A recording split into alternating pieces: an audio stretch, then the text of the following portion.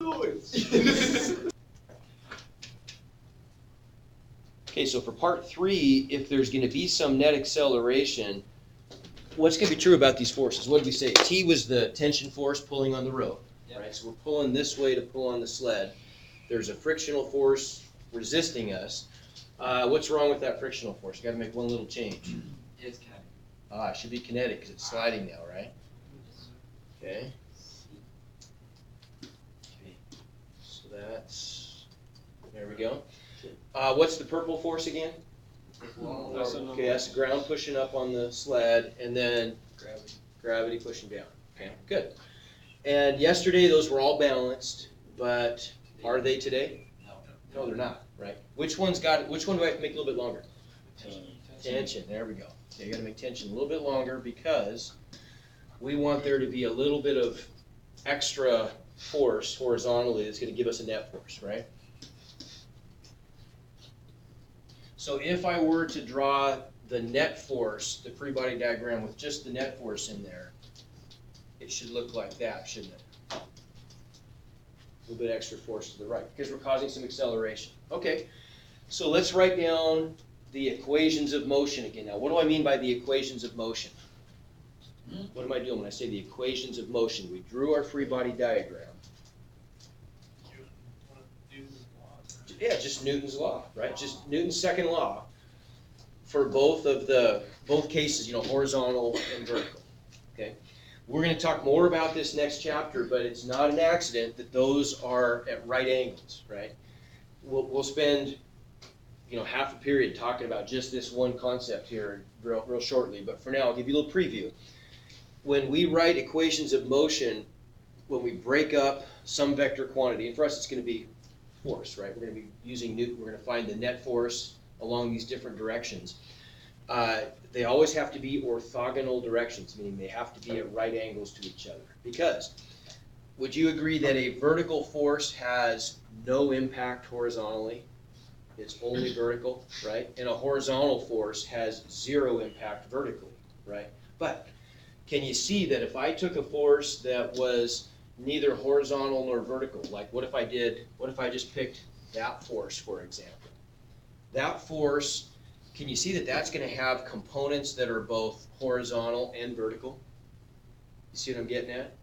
And so that force right there is not, it doesn't work. It doesn't work for us to pick, for example, that direction for one of my forces and then vertical for one of my equations of motion and vertical for the other, because they impact each other, right? The directions I pick are always going to have to be at right angles to one another. Did you have a question, Trevor? I saw something that used cosine, these kind of. That's what we're doing next, right? So next unit, when we do the same kind of stuff we're doing now, we're just building up toward next unit, we'll be able to deal with forces like this one. Let's say there was an additional force where somebody was pulling with another rope that was pulling at an angle. What do you suppose we could do to reconcile that new situation with what we're doing now? What do you think? What could I do to that? All these other forces played nicely. They were horizontal and vertical, but yeah, sure, I could break it into components, right? And that's really the only thing we're going to add when we have non-orthogonal forces acting, right? If they're not already horizontal and vertical or at right angles, then we could break them into horizontal and vertical components and do the very same thing. And so peeking ahead a little bit, that's where we're going with this. We don't have to do it yet, though. Okay? All right, so then our equations of motion is where we're going to take each of those independent orthogonal directions and look at the forces acting in those separate right angle directions, right? So let's take the vertical one first, how about? So we'll just arbitrarily call that equation 1. So what does Newton's law tell us? Net force equals mass times. Good, so net force, and we're going to take the y component here, is equal to mass times acceleration. But what we've got to do in the equation of motion is we have to actually add up all of the players in that equation. What are all the vertical forces acting? Which ones are acting in the positive direction? Which one is the negative? The normal force and the gravity. Okay, good. So we got normal force is positive minus mg equals, that's going to equal m times a sub y. But what is the acceleration vertically? As 0, right? So that's just a big fat 0, right? So there's equation 1, okay? Equation 2, today it's a little different. Equation 2, now we're gonna add up all the net forces acting horizontally. So in the x direction, well, what are they? What's the positive one as we've got it drawn? Tension. Okay, so we got tension minus, K. okay, so kinetic frictional force. Oops, should be red.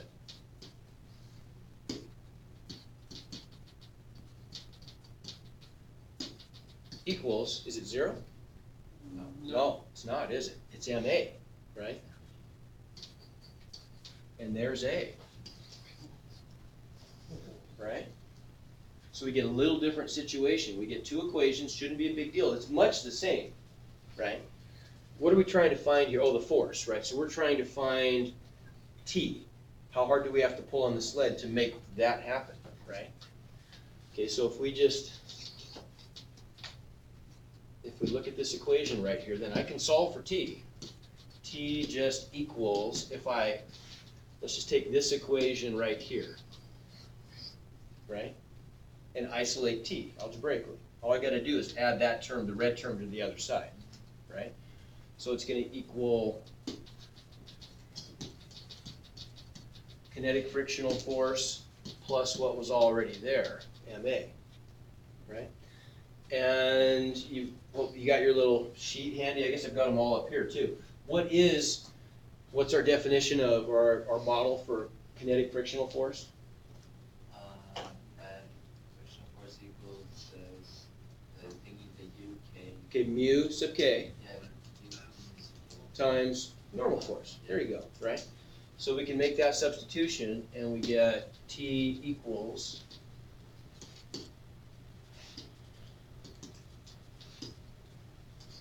mu sub k times normal force plus MA. Well, we're given a lot of this stuff, aren't we? We know mu sub k, right there. That's just a number in a table. We know the acceleration. We even know the mass, right? We know the mass of the sled. We know the acceleration we're trying to get. What's the only part of that we don't know then? Normal force. But we got another equation, don't we? Right? We can go up to equation 1, and I can use equation 1 to solve for normal force, right? So if I just add mg to the other side, we get the result normal force equals weight. Okay, which we do know. And I could make that substitution then, couldn't I? Right? So we just get mu sub k times 2MA. mg plus ma. Yeah, different acceleration. Right. And I could plug all that stuff in and get an answer. Right? Okay, let's just pull back for a second, and this is where I think this physics makes math much more interesting. If you think about this algebraically now, let's just think about the system of equations that we had here to begin with. We had this equation and we had this equation. Look at the information we were given up here directly. Well, we were given M and G and A, right? Does that make sense? Okay, and yeah, that's it. And then I can write this, I can write I can write my frictional force in terms of this guy, right? Everybody with me? So I could make the trade here. I could write this instead as mu sub k times normal force. How many unknowns do I have in those two equations?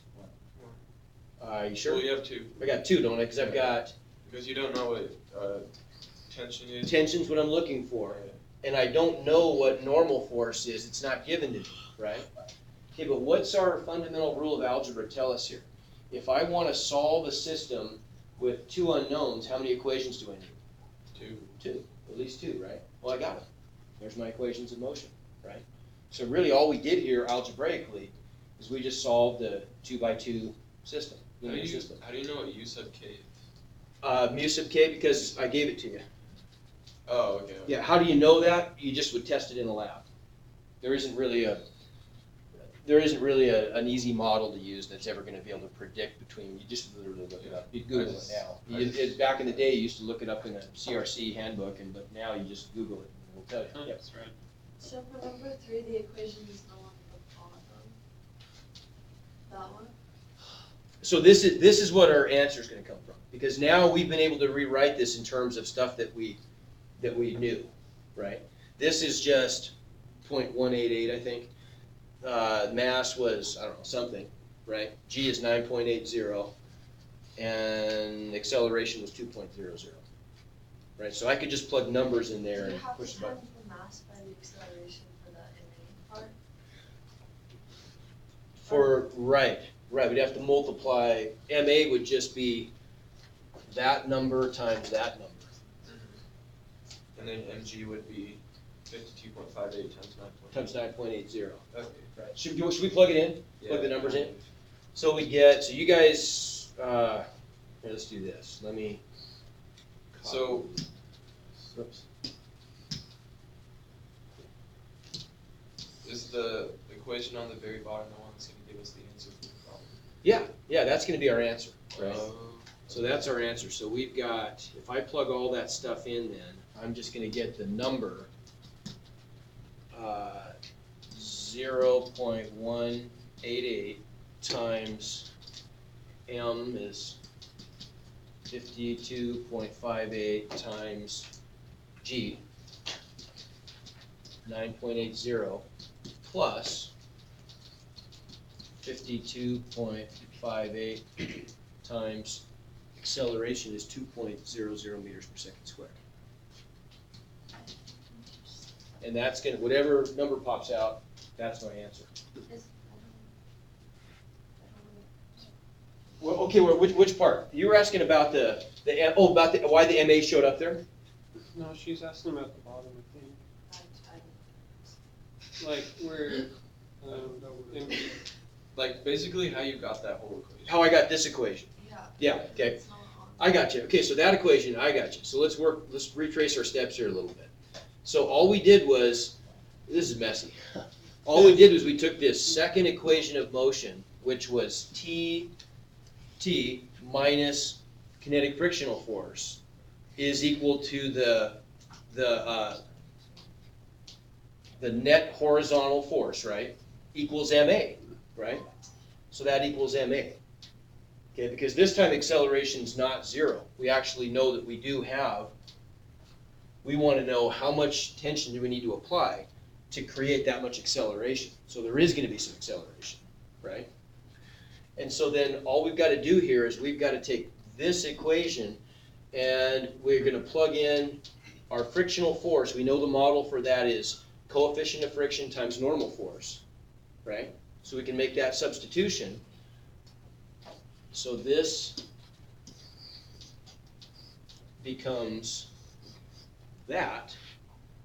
So we know most of this stuff. We're given mu and we're given m and we're given a, but normal force we don't know yet. Normal force we'd have to go back to the other equation to say, aha, normal force minus mg equals 0, so normal force equals mg. So that gives me a value or a substitution I could make to get a value for that, right? So that we're trading for something that we were given information about. So It makes sense, but it's like if you ask me. it is, Dude, and this is like, this it makes is sense, okay. but This it's is so what hard. physics.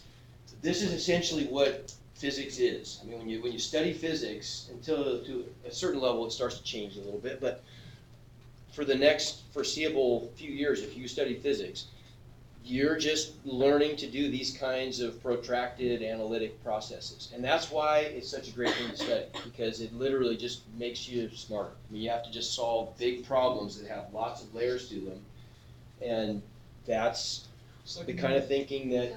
you know, it takes a lot of practice. You should not expect, let me just be blunt with you, you should not expect, and I don't expect you to look at that and say, oh, I could do, it doesn't work that way.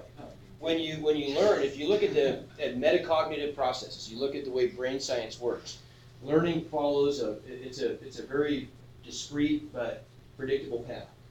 When you want to learn how to do something, the first step in learning how to do is understanding some background information. check, you got that. The next step is getting to a point where you can watch somebody do a process and understand the evolution of the steps individually. When you think about it, you say, okay, I see how you get from there to there, but it's difficult to link the whole thing together, right?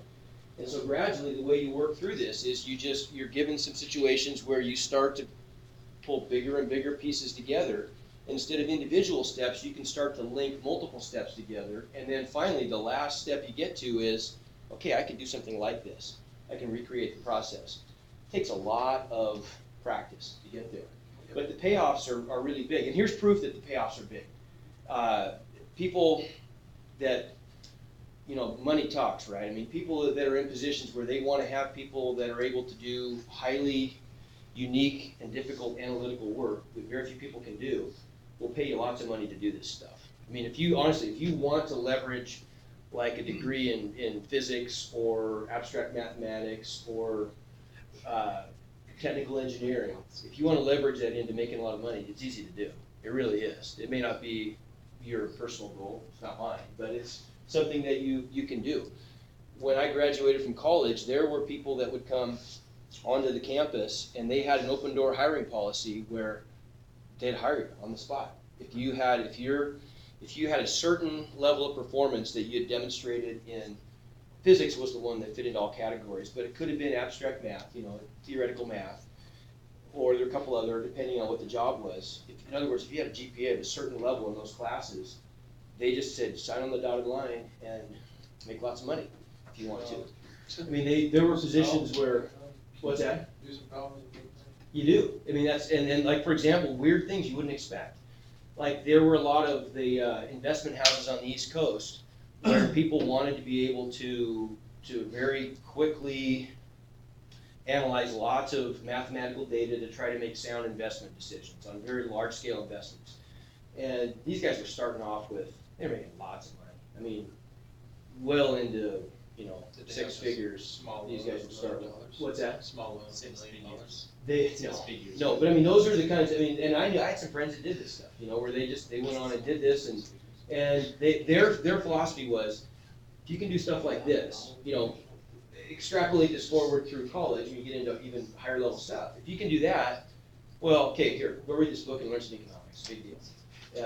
You can do that, but you can't just learn this stuff, right? It takes a long time to learn this stuff, and so these are skills that I would encourage you strongly to just continue to pursue, even if you're not going to be a physics major. I mean, that's fine. You don't have to be, but if you can bring with you to whatever you're going to do strong analytical skills, you are going to be. I mean, you'll just get your choice of jobs. Really. There's a whole group of people now that fit that description I was describing. They're called quants, or quantifiable. What are they for? What do they do? Quants. What's that stand for? It has to do with like quantitative economics, but it's beyond that. It's where people they just hire really smart people that have great math and or physics skills, probably mixed in some programming skills.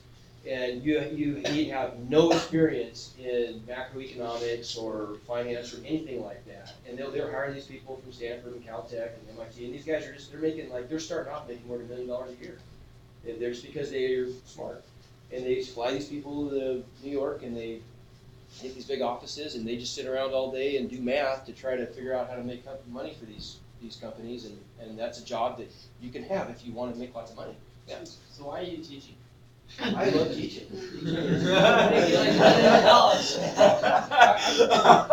I love teaching. I was an electrical engineer. I've done some other things, but He missed the day during college for the sign-ups. Yeah, I was sick that day. Yeah.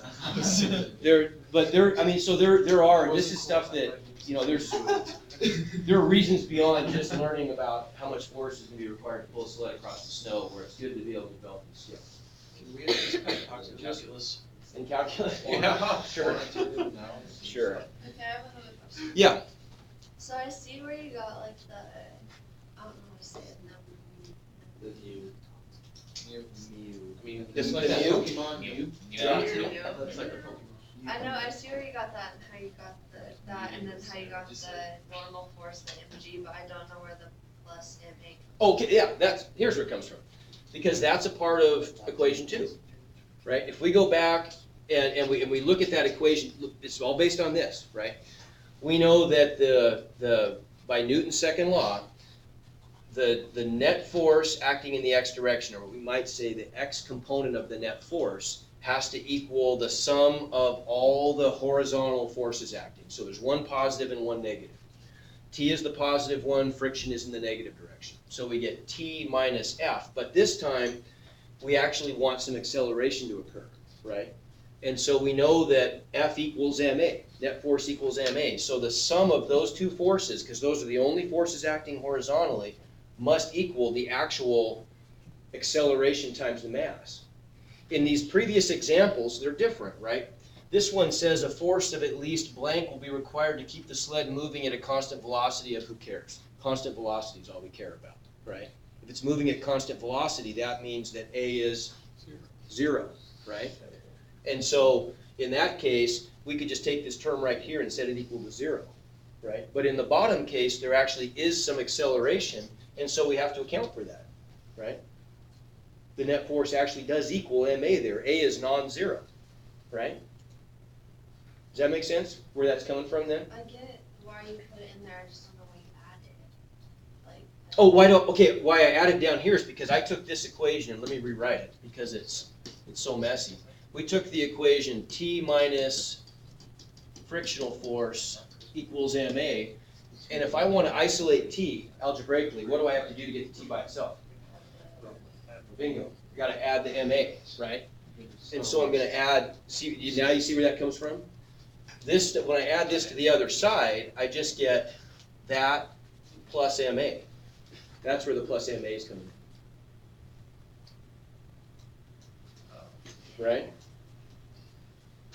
It's like a bunch of equations. It is. Equals one. It equals one thing, and then it all goes into a bigger equation, which equals everything. Yeah, it's kind of.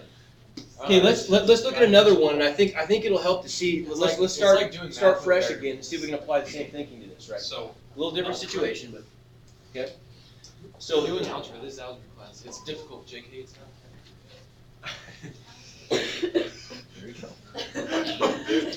What just happened? the instruments attached to a weather balloon have a mass of that. Okay, the balloon is released and exerts an upward force of that on the instruments, right? Okay, after the balloon has accelerated for 8.13 seconds, the instruments are released. The instruments will not have a downward velocity until a time of at least blank has passed since the balloon was first launched. Okay. Just to complicate things a little bit more. So- 8.3 seconds. Okay, so what's your intuition starting to tell you? There's some kinematics here. How many parts are there going to be to this equation, this problem? 3, 2, 1. What do you think? How do you? What do we say about that? How do you know when you have to change parts? Isn't it just going up and then dropping it? Paragraph. Yeah, but it's maintaining the same velocity after. Okay, but what dictates when you have to change, add a different part to the story, right? Is when the what changes. When what changes? Okay, kind of, but within the context of kinematics, we said when the acceleration changes, right? So when I think about this, it seems like it's really complicated, and it's sort of complicated, but here's the balloon, right? The balloon is taking off, we release it, and the balloon is pulling up on the instruments, and would you agree they're accelerating upward, Yeah. right? Part 1. What ends part 1? When it stops, when it gets to its height, its max height. Yeah, well, When the when the instruments are instruments are released. instruments are released from the balloon. So what happens, they're moving along at the end of part 1, and they're released, now what do they do?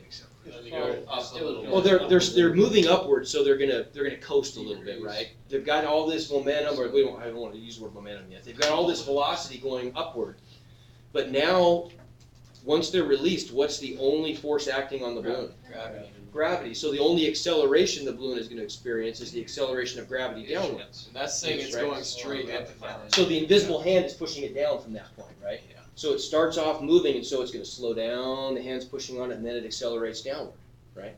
So once the balloon releases the instruments, that starts part 2, and there is no end to part 2 until we finish the problem, I guess. But the acceleration won't change after that, right? The acceleration will be constant once the balloon lets go. Agreed? Well, I mean, it doesn't have to speed Until- up when it's well, zero. okay, Terminal velocity. you're right. But Think about we're it. only calculating once it starts to have velocity downwards, right? Okay, but it doesn't matter, because think about it, if I throw a ball up in the air, does the acceleration change? No, the velocity does, right? The velocity starts off going fast and it stops, it reaches zero for an instant, there's that word, at the top, For a moment. or a moment, that was the word, Moment. right? And then it starts to pick up speed going downward, but the acceleration is the same the whole time, right? But if it picks up speed, how's it? It's still Acceleration is the high. rate of change of velocity, right? So when it's moving up, it's losing positive velocity at the same rate it's going to gain negative velocity on the way down, right? That makes sense. See what I'm saying? The Like velocity, what does it mean if we say the constant acceleration of gravity is negative 9.8 meters per second squared? Well, the negative means down. All that means is it's gaining 9.8 meters per second of negative velocity every second. Well, if it starts off with 20 meters per second of positive velocity, isn't losing 9.8 meters per second of positive velocity exactly the same as gaining 9.8 meters per second of negative velocity? Right? From the perspective of velocity, it seems a lot more So complicated. we're essentially calculating the time between the instruments being released and the time that the acceleration, or the velocity is zero. Yeah. Exactly. So we got this, so if we look at this as two pieces, the first piece is, the thing is just constant acceleration upward. The final velocity from part one is gonna become the initial velocity of part two, and then part two is literally almost the same problem, different description, but almost the same problem as the one you did where you throw the ball up in the air and see how high it goes, or how long it takes to get to its highest point, right? Agreed? Okay? So should we do this one? Yeah. Okay? So part one. Granted, I'm imagining like a balloon that can barely lift out at all. And then some like. Well, we'll see. I mean, I don't think that's the case though, because look, if that's the mass, right, the weight of the balloon is roughly 10 times that. So that's about 46-ish, 45, 46 newtons. So that's quite a bit of extra force. It's accelerating pretty fast. Okay? So the one additional wrinkle, this problem we could have almost done last unit, right? The only difference here though is that some of this information is disguised in new material, right? Because now we have to use dynamics. We have to use the forces to determine the acceleration, right? That's easy. Okay, so part one, here's our balloon. It's a red balloon. There's our balloon. And what are the two forces acting in part one on the balloon? Gravity and Okay. flight. So we've got gravity pushing down, right? And then we've got the force pulling up. Well, let's just pretend there's a string attached to the balloon. Are we measuring the instruments, so it would be the string to the balloon? It is. So the balloon includes the instruments, we'll say, Okay. right? So that's all just one thing, right? So then, well, actually, you're right. We're doing the instruments, aren't we? Yeah. So there's the instruments. They're red, I guess. There's the tension in the string that's attached to the balloon up here, right? Everybody agree? So that's it. That's our free body diagram, right? So now, in what direction are they acting? Up. So we'll say the y direction. There aren't any horizontal forces here, so it's pretty easy. There's only one equation of motion, right? All we have is vertical motion. Vertical forces acting. So what are those going to be? Okay, Peyton, you tell me now. If I write down the equation of motion here, the y component, right? That's all we've got. What's that equal to? 89 point. Okay, but just in terms of symbols, how about? Oh, T. T. Minus mg. Good. And here's the part I really want. What's that equal to? 0. No. No. What's Newton's second law? No, that's what's F equal? What's Newton's second law? MA. There you go. That's it. See, that's where the MA comes in, because there is acceleration, right? So now all we've got to do here is solve for this, right? Because in part one, we want this to be a kinematics problem. And if we knew the acceleration, this would just be a kinematics problem. But we're not given it. We have to solve for it. So what's the only thing I have to do to isolate A? Divide both sides by M.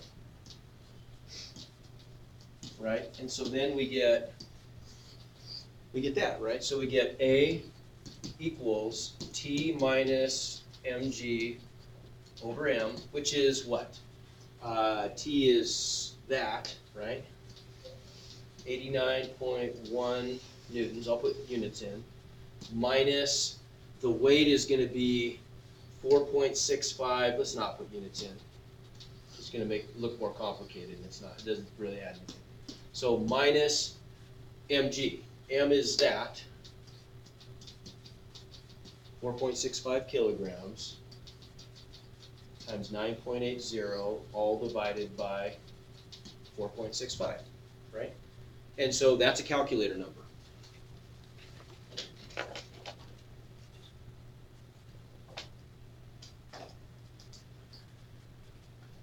Where's my calculator? There it is.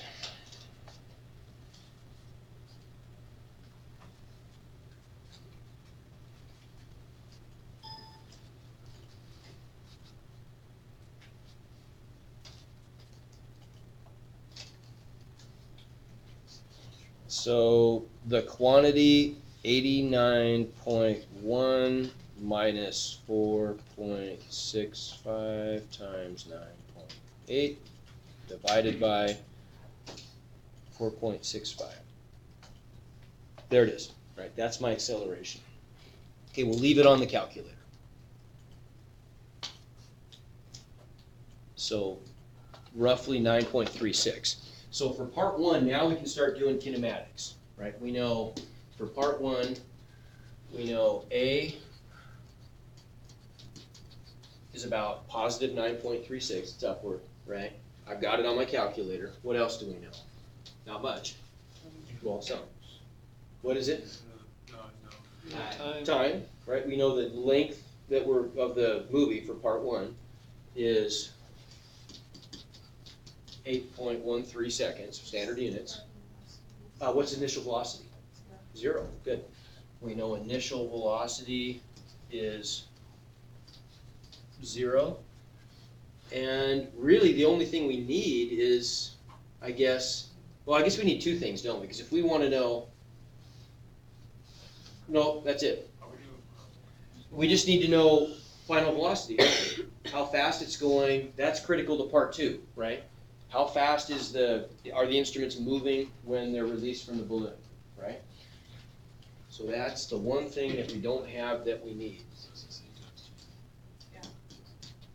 Okay? So what's my kinematics equation going to be for that one? A times t, since speed not is 0. Yeah. So number 2? Yeah. Right. So if we take number 2, then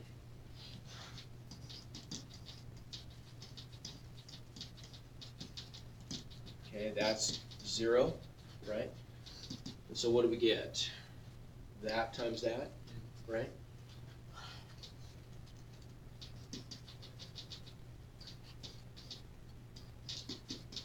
Okay, I'll use the unrounded number on my calculator. Oops. Like that. So times. Wow, it's moving. So V final is roughly 76. I'll show you here. It's roughly 76.1. That's pretty fast. Wow, it's a big balloon. Yeah, that is. So how did you get the original F net Y equation, T minus mg?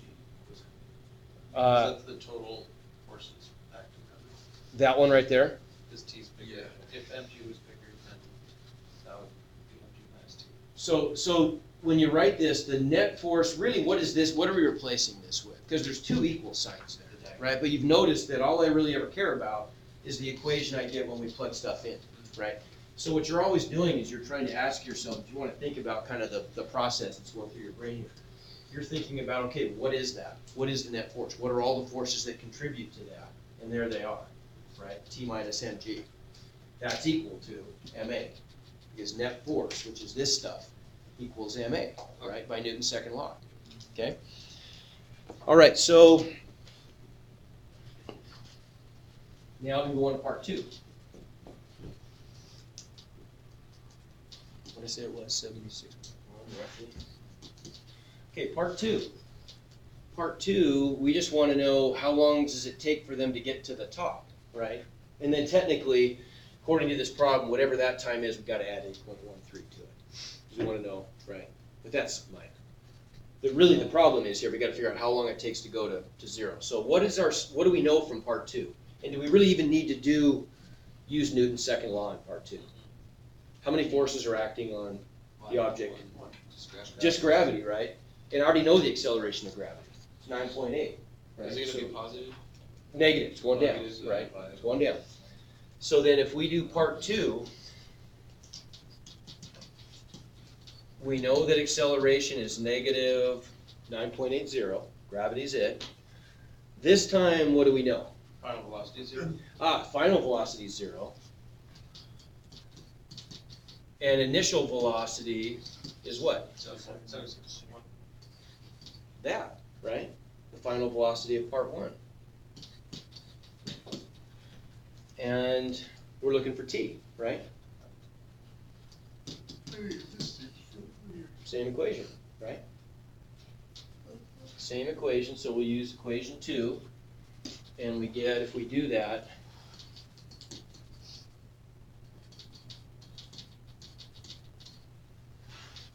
so this is 0. If I solve for t, what am I gonna get? What are the two steps to get t by itself? Subtract v naught, divide by a. So we end up getting t equals negative v naught over a, which is that number, that calculator number, negative 76.1 divided by negative 9.80, and the signs work like they should, right? We get a positive answer. And what is it? So why is v naught negative? It's not.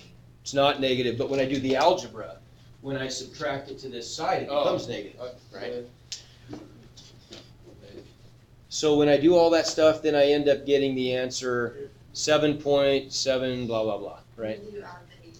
And I add the 8.13. So if I add to that 8.13, that's my final answer. How many sig figs do I get to keep? I forgot. 3 it looks like. So we just would say 15.9 seconds total. Okay, that's it. Right? Make sense? So you added the 8 point, I know 8.13 is time as well, but like, why did you add it? Because look what the question actually asks. It wants to know, the instruments will not have a downward velocity until a time of at least blank has passed since the balloon was first launched. So in other words, including part 1 and part 2, right? Okay? Make sense? Kinda? Getting there? Okay? How We got 3 minutes how left. come the second time was like shorter, but it has a smaller loss? That's okay. That's a very good question. That's a great question. So now look, we can reason through this a little bit. They were close, but the second one was a little bit shorter, wasn't it? Right? Okay, look at the acceleration we got from part 1. It was about 9.36. That's a little bit smaller magnitude than gravity, right? It's a really good question. We can think about this though. If the acceleration is a little bit smaller going up, wouldn't it take a little bit longer to get to that speed, Yeah. right? And then when you release it, the acceleration is a little more aggressive downward, so it decelerates a little quicker, right? Yeah, that's good. But those are the kinds of things, that's a good example, those are the kinds of things that you want to do to see if your answer makes sense, right? And that really does pay off to kind of think, okay, does this, in the context of the problem, does this work? Yeah, it does. Okay. All right, good stuff.